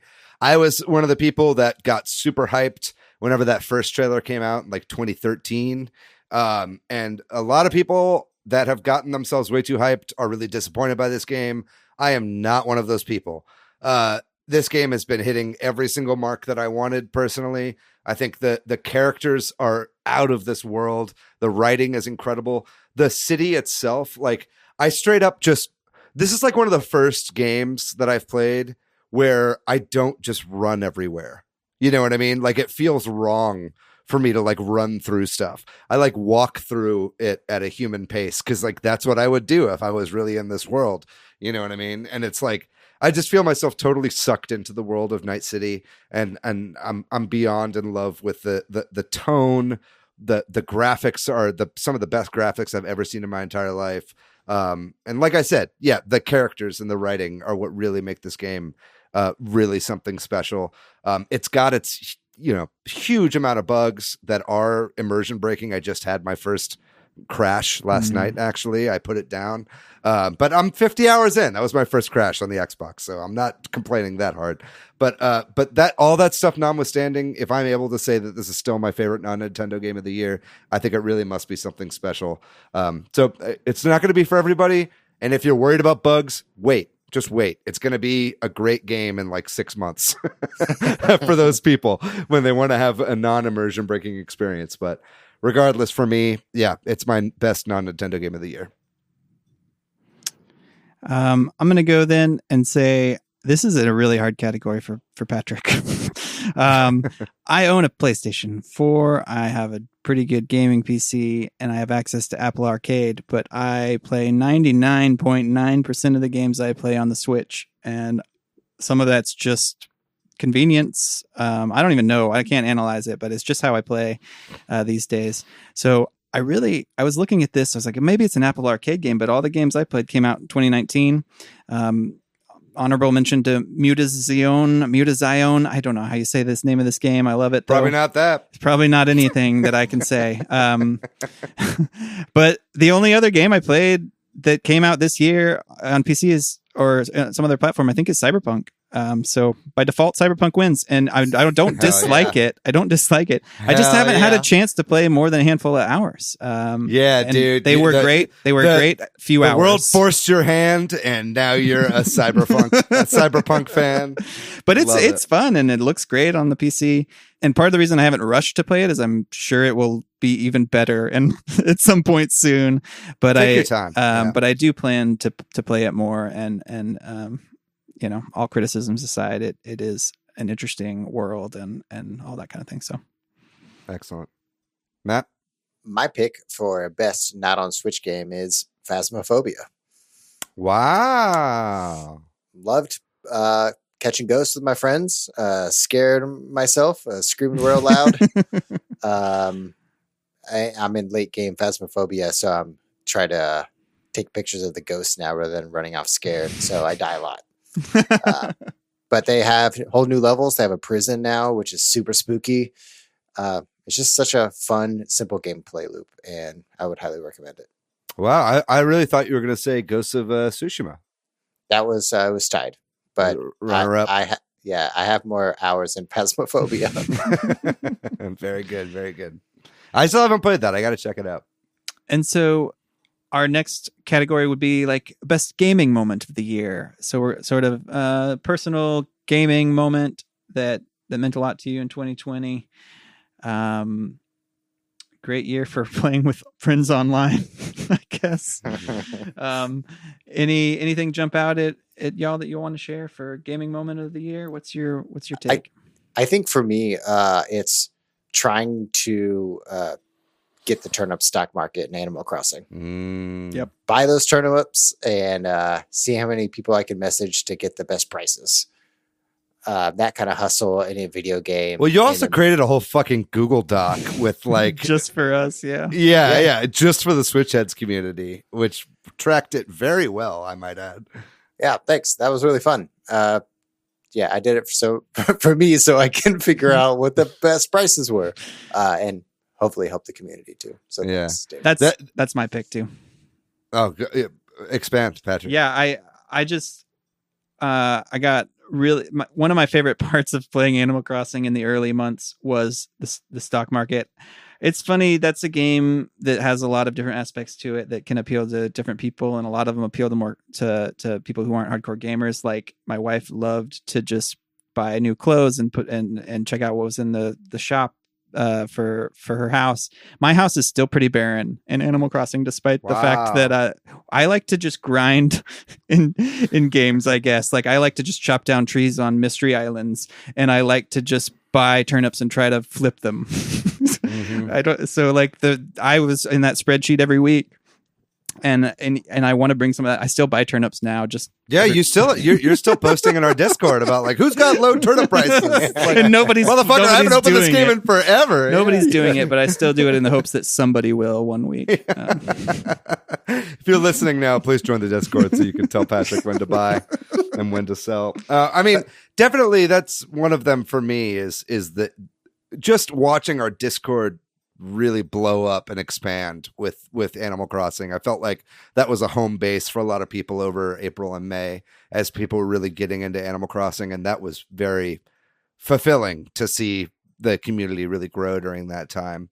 But I'd say personally, I mean, that notwithstanding, which absolutely was a great gaming moment this year, just to have a different answer, I would say the first like 3 to 4 hours of Final Fantasy VII Remake were my personal gaming moment of the year. I actually, full disclosure, did not beat Final Fantasy VII Remake, but I have played the original Final Fantasy VII's opening countless times, right? It's just like the beginning of Final Fantasy VII is some of the best storytelling gaming has ever been able to offer. I think like back when it came out, it was totally groundbreaking, and it still works to this day. That bombing run on the Shinra builder on the Mako reactor, and just seeing those moments that I've become so accustomed to in this like low poly early PlayStation aesthetic be brought to life with a full orchestra, with the music, with this incredible graphics. Like if Cyberpunk 2077 hadn't come out this year, Final Fantasy VII Remake would have been the best looking game I'd ever seen. You know what I mean? And just like the whole feel of it was just like, it was like what you had in your mind when you were playing Final Fantasy VII on PlayStation for the first time. The stuff that you could only come up with in your imagination was suddenly there in front of you. And it was like this combination of something new and fresh and just overwhelming nostalgia and beautiful moment of like intense passion and storytelling that I think Final Fantasy VII, I think that's the best part of that game is like the opening moments. Playing that in a fully remastered form I was beside myself. It was such an incredible experience. And I might never finish that game, but I'll definitely play the opening of Final Fantasy VII Remake over and over again. I'm sure of it.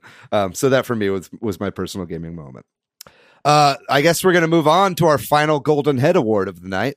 And that is going to be, you've been waiting for it, folks. It's the Clubhouse Games 51 Worldwide Classics Best Worldwide Classic Award. We will be awarding the best worldwide classic here. There's 51 to choose from. But so, Matt, could you please tell us the nominees?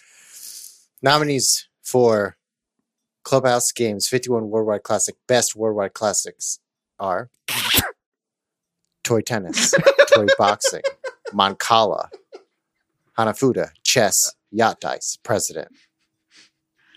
Hit and blow. Okay, well there are more. There are more. That was the bit. This is the last time we'll do that bit. Actually, maybe not. Probably not. Probably.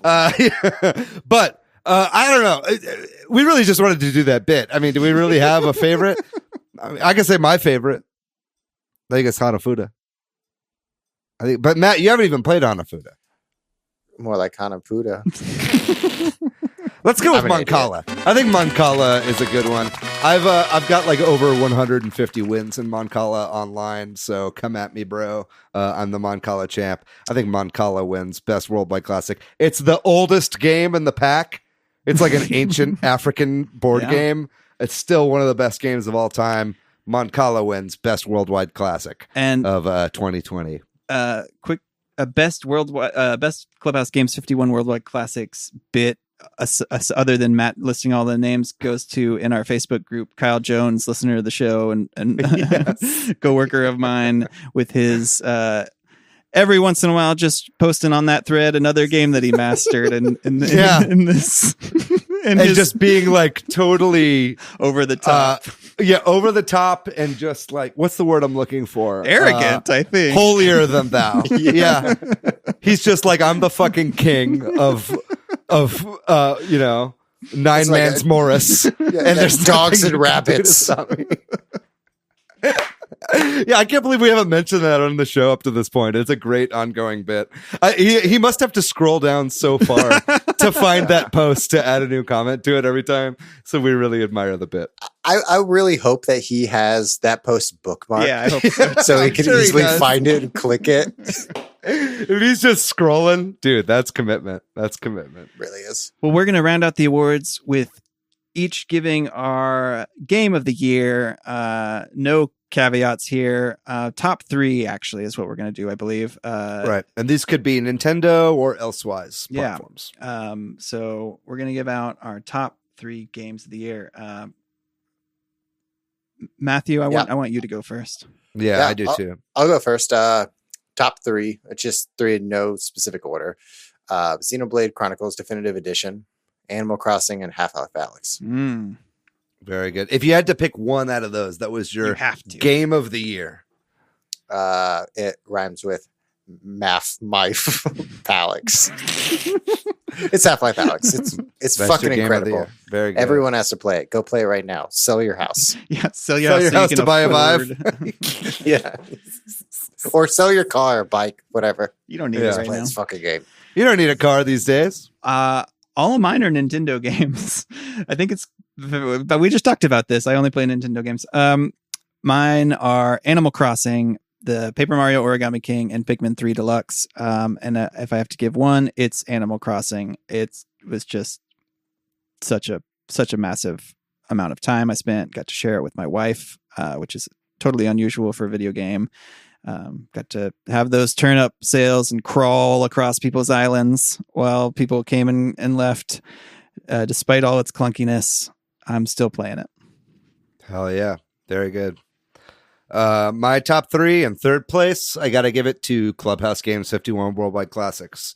I was weirdly hyped for this game before it came out. Watching the trailers, I was just like, why am I so drawn to this?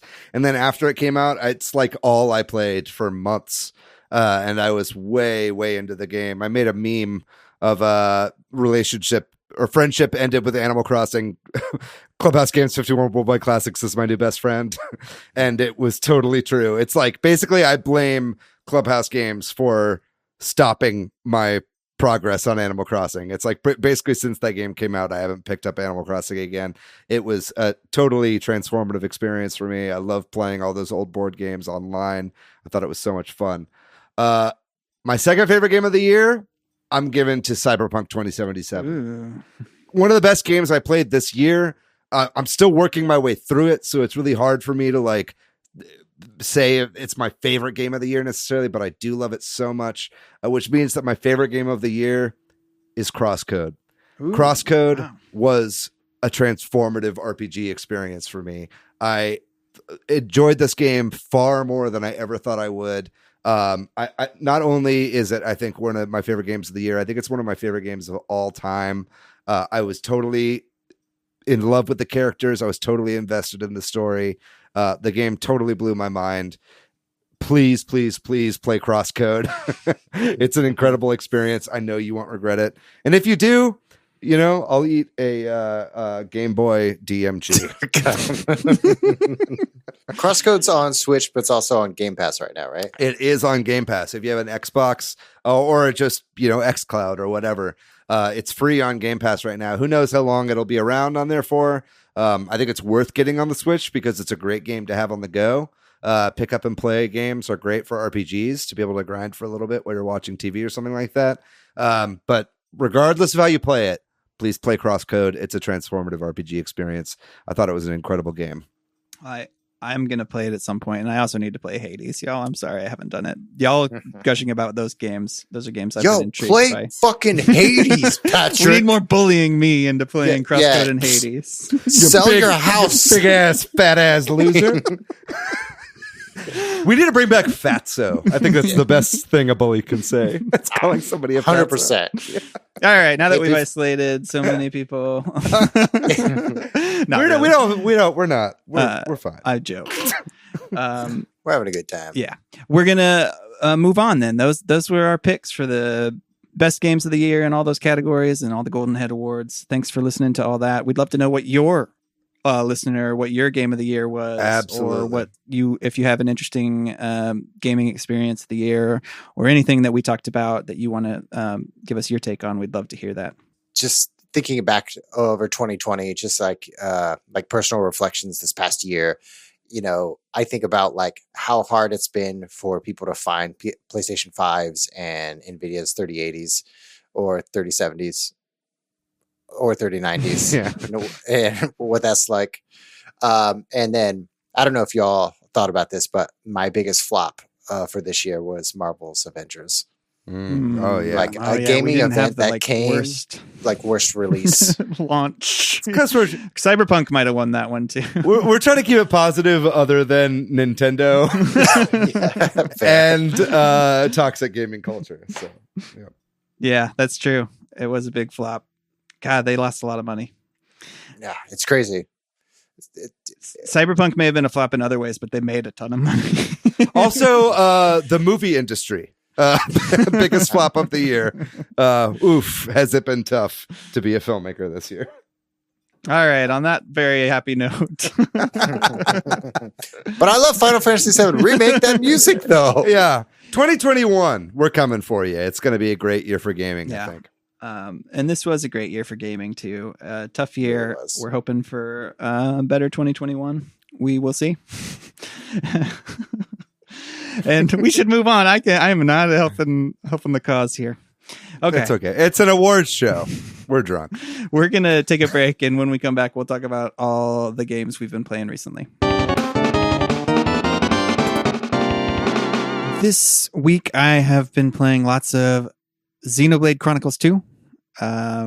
Nice. Let's go, Patrick. Yeah, let's go. I actually need to ask you some questions, Matthew. It's funny. I think I played some on my Switch and some on my Switch Lite, so I'm not sure how many hours I've played because the stupid, it tells you how many you played on each, but I think I'm somewhere in the 40 to 50 hour range. And I feel like the combat just clicked. and you hear people say that a lot, and it's just such a weird experience that playing like a couple nights ago, I was like, it all just kind of made sense. You know what I mean? Like I started actually getting what I was doing. And I actually then was like, I'm going to go research the combat. And even more stuff has started to click now. Although that's what I've heard, is that it like clicks in after a certain It's point. really weird. I don't think I've had an experience like that where you spend that much time on a video game and then have that sort of the pieces fall into place in your brain. Especially for the main point of that game is combat. Yeah. When you're in the combat, like 40% of the game, you don't get to really learn how to play it until 50 hours in. Yeah. Oh, there's so many tutorials. Yes. I also like, you're talking about the story being better in Definitive Edition, the Xenoblade Chronicles 1.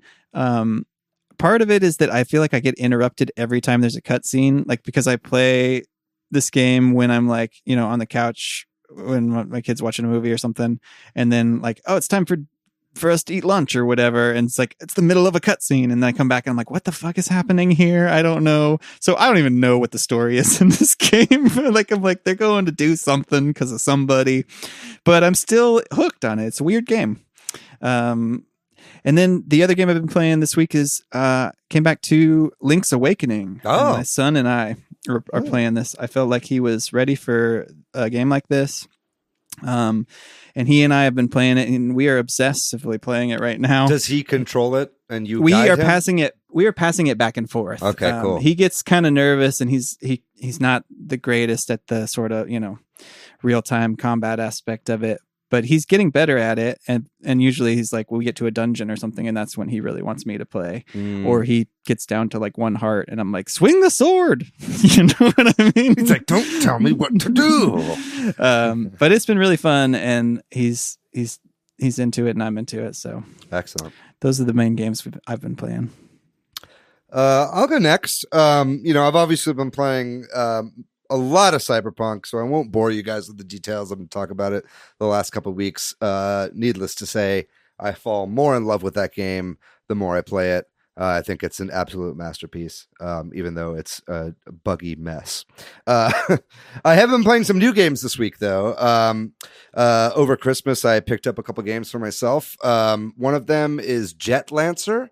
It's a game that I've been eyeing for a while. I'm a big fan of Luftrausers, which was a Vlambeer game that was published by Devolver. It's kind of a side-scrolling plane dogfighting game. And that game, I played a lot on my PS Vita. It's not on the Switch. I don't think it's ever going to come to the Switch, especially now that Vlambeer is no longer a company. But Jet Lancer is essentially Luftrausers with a story.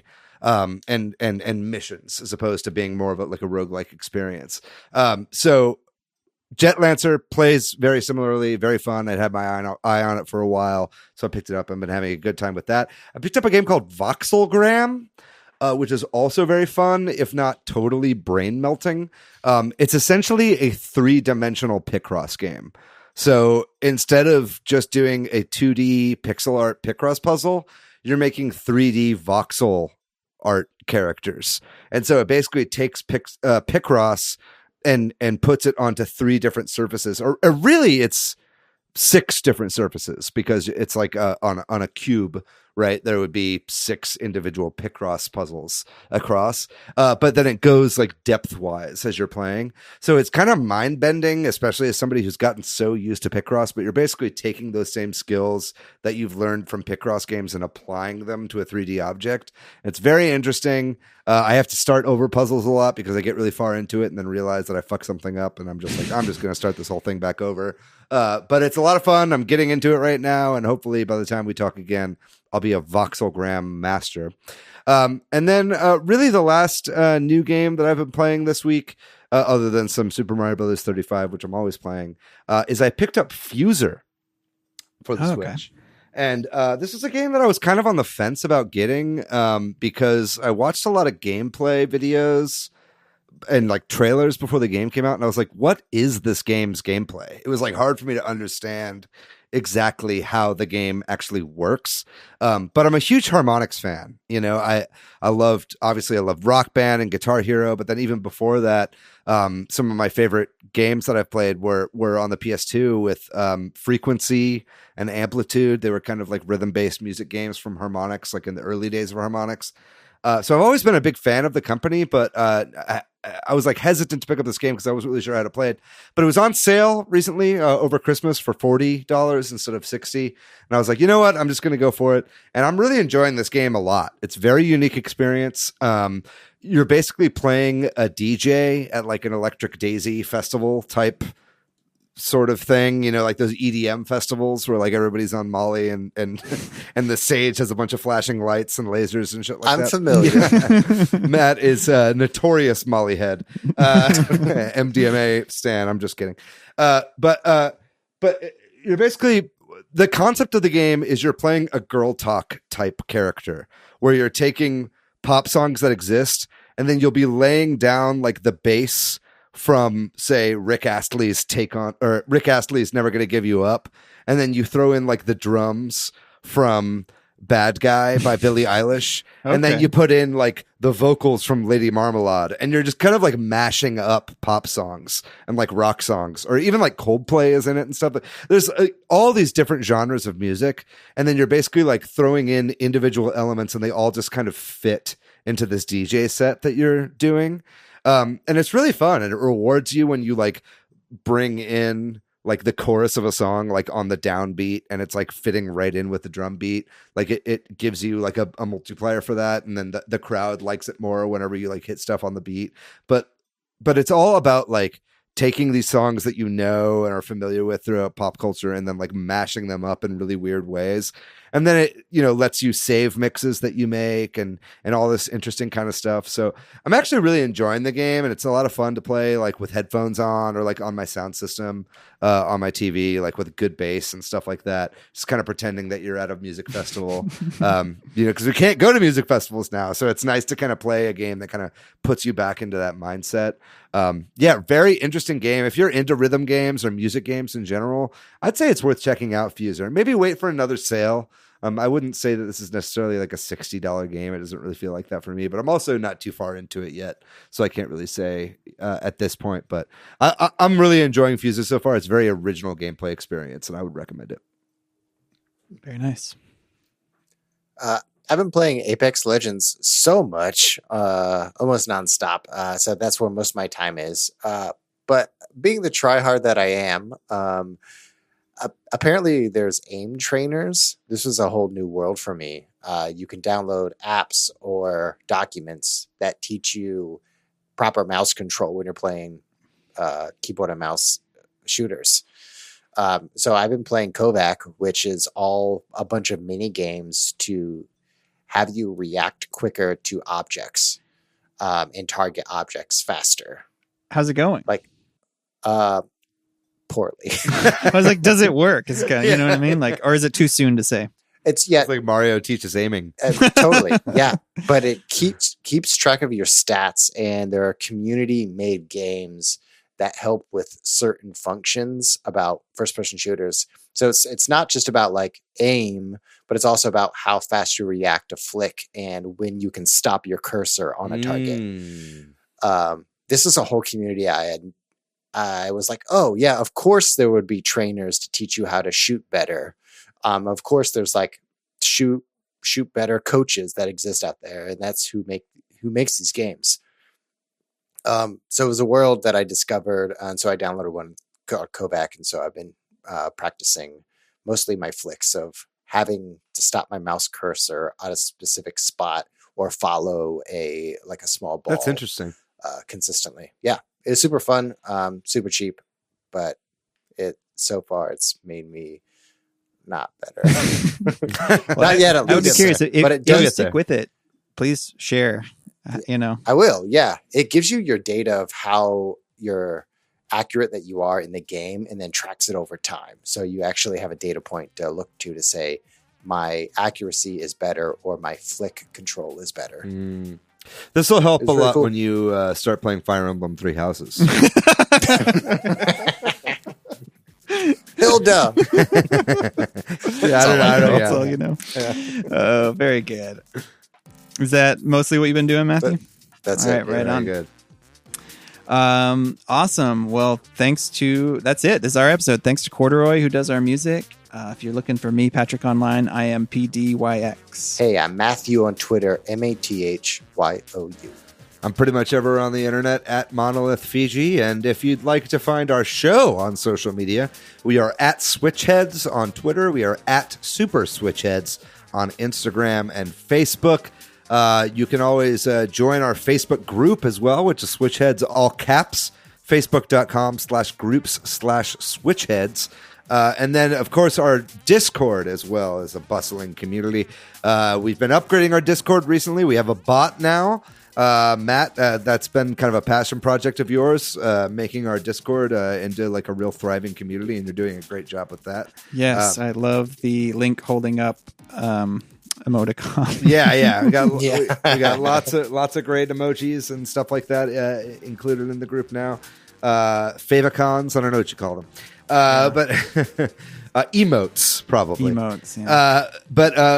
So please join our Discord. It's a great community of a lot of like-minded people. I think right now I see 10 people in an Among Us voice chat all playing multiplayer right now. So it's a great place to play online games with friends as well. Folks, thank you so much for listening to our second annual Golden Head Awards for the year. 2020 was a crazy year looking back on it. There was a lot of great stuff that happened in the gaming space, a lot of terrible stuff that happened throughout the rest of our lives. But hey, things are looking up, and this is the last Switch Headz episode of 2020. So we've got lots more coming up for you in 2021. Including next week, we'll be talking all about our 2021 predictions. That's going to be another one with just Patrick, Matt, and myself. So very much looking forward to you listening to that one. And if you've been listening throughout 2020, thank you so much for being a listener of Super Switch Headz. If you were a part of our community, hopefully that was something that was able to ease the lack of social interaction throughout the year. I know that was for myself and probably for you guys as well. Absolutely. It was a total game changer having the community here, and it's been a humbling experience to have people, tell us that they listen to the show and it helps them through a lot of stuff, or it gives them some friends to talk to in the Discord or whatever it is. We're glad to have you on board in any capacity. But other than that, ladies and gentlemen, we love you so much. Stay safe out there. Let's try to get vaccinated as soon as possible. But in the meantime, continue to wear a mask. Continue to wash your hands. Be safe. We love you very much. We'll see you next week. Bye-bye.